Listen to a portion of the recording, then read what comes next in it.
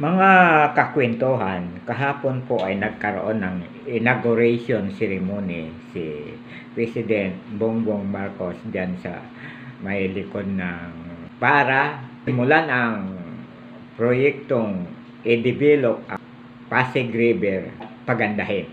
Ang development na kung tawagin niya ay mixed-use urban Pasig River Development.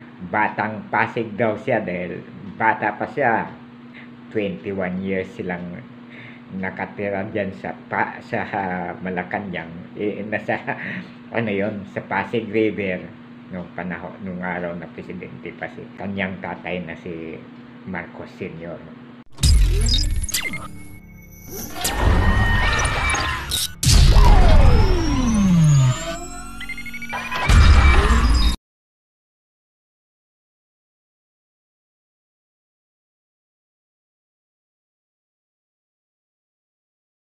The ceremonial pressing of the podium switch to officially launch the showcase area. At the count of 3, Mr. President, ang Pasig, sama-sama nating bigyang buhay muli in 3, 2, 1.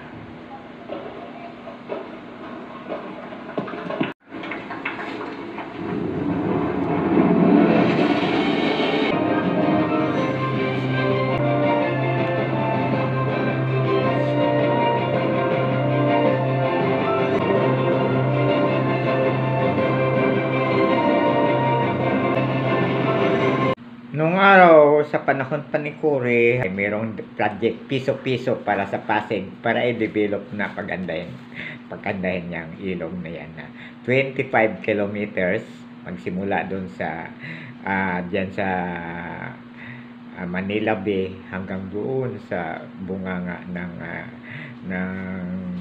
ang dulo ay sa Laguna de Bay. Kasi nung dumating ako ng Maynila 1969 hanggang mga 1975 yung Pasig River ay medyo malinis-linis pa dahil marami pang namimingwit maraming isda diyang nakukuha. Pero ngayon nung mga 1990s naku ang ang itim na ng tubig at mabaho.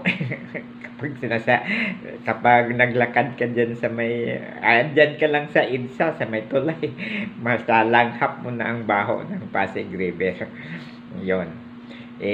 Ngayon 18 billion pesos ang nakalaan, hindi naman daw gastos ng gobyerno kundi ito ay private funded na proyekto kung na pagandahin ang river, kundi ito ay advocacy rin ng asawa niyang si Lisa Araneta Marcos, yung first lady.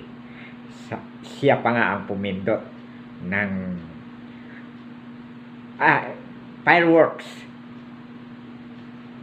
nung para patapusin ang ceremony ay may fireworks. Magtagumpay o kung magawa ang sinasabi niya sa kanyang speech ay ito ay kanyang magiging legacy. Matulad niya lang yung esplanade dito sa Iloilo sa amin. Yan.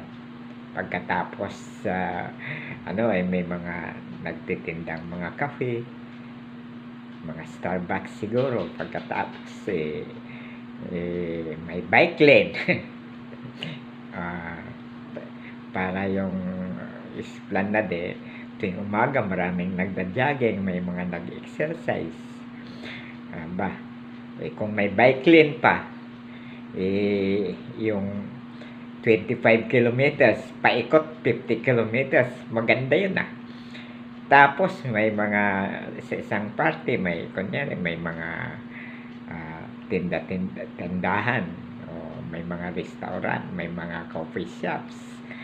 Yun. may mga bangkong maupuan paghapon o umaga. Pwedeng mga senior citizen na katulad namin ay nakaupo dyan para nagpapahinga o nagpapahangin. Hindi yung malalanghap mo yung tubig ay mabaho, kundi pag hinga mo ay friskong-frisko ang amoy ng tubig, masarap. E di, medyo talunin pa niya yung harbor doon sa Hong Kong. May mga modern boats para gagamitin transportation para walang traffic. Na maubsan ng traffic dyan sa EDSA at sa Metro Manila, yung mga manggagaling doon sa Laguna o papuntang Maynila, sa Escolta, sa Santa Misa, sasakay na lang ng modernong bangka na aircon. Ano ba, masarap yan. Kung ang hari o ang emir ng United Arab Emirates, sabi niya bago siya kung wala man siya, ay mag-iiwan siya ng legacy sa United Arab Emirates. Kaya nagpatayo siya ng pinaka mataas na building sa buong mundo ngayon, yung tinatawag na Burj Khalifa. Yun ang kanyang legacy. Ang legacy naman ni Presidente Duterte, yung Dolomite Beach. Pero tatalunin yung lahat ng legacy ni Marcos kung nalinis na gawa niya ang tinuran niya sa kanyang diskurso na i-develop at magiging mixed use urban development ng Pasig River. Hanggang dito na lamang po. Thanks for watching, and please follow my Facebook page, comment, like, and share, and subscribe also to my YouTube channel, Stories of Uncle Paeng.